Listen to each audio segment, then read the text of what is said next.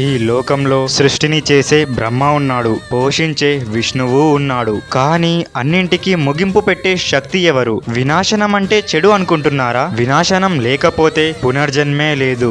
ఆ వినాశనానికి రూపమే శివుడు. అతను దేవుడా లేదా సత్యమా? ఈ కథ చివరి వరకు చూడండి, మీకే అర్థమవుతుంది. సృష్టి మొదలు కాకముందు కాలం లేదు, ఆకాశం లేదు, దేవతలే లేరు. అప్పుడు ఉన్నది ఒక్కటే అనంతమైన శూన్యం. ఆ శూన్యంలో నుంచి పుట్టిన శక్తే శివుడు. అతనికి ఆరంభం లేదు, అతనికి అంతం లేదు. అందుకే అంటారు ఆది యోగి అని. బ్రహ్మ విష్ణువుల మధ్య నేనే గొప్ప అన్న అహంకారం పుట్టింది. అప్పుడే ఆకాశం చీలిపోయి ఒక అగ్నిస్తంభం ప్రత్యక్షమైంది. దానికి ఆరంభం లేదు, అంతం లేదు.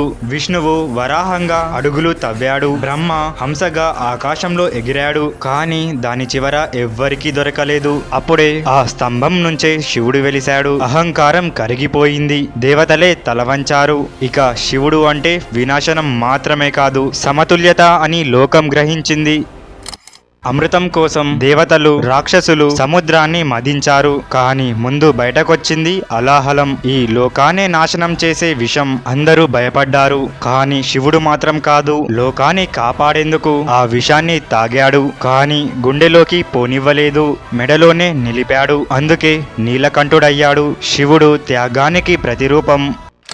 దక్షుడి కుమార్తె సతీదేవి శివుడిని ప్రేమించింది, వివాహం చేసుకుంది. కానీ దక్షుడికి నచ్చలేదు. యజ్ఞానికి వచ్చిన సతీదేవి ముందు శివుడి గురించి అవమానంగా మాట్లాడాడు. ఆ అవమానం తట్టుకోలేక సతీదేవి తన శరీరాన్ని అగ్నిలో అర్పించింది. శివుడి ప్రపంచమే అప్పుడు చీకటయింది. సతీదేవి మరణం తర్వాత శివుడు లోకాన్ని విడిచాడు. హిమాలయాల్లో తపస్సు, కళ్ళలో కోపం, హృదయంలో శూన్యం. ప్రపంచానికి శక్తి అవసరం, కానీ శివుడు మౌనంగా ఉన్నాడు.